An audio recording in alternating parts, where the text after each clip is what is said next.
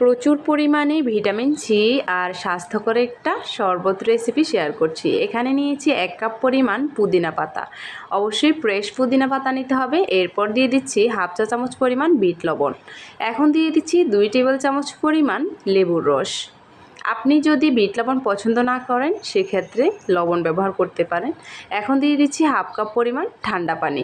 এরপর মিষ্টি স্বাদ আনার জন্য দিয়ে দিচ্ছি 3 টেবিল চামচ পরিমাণ চিনি।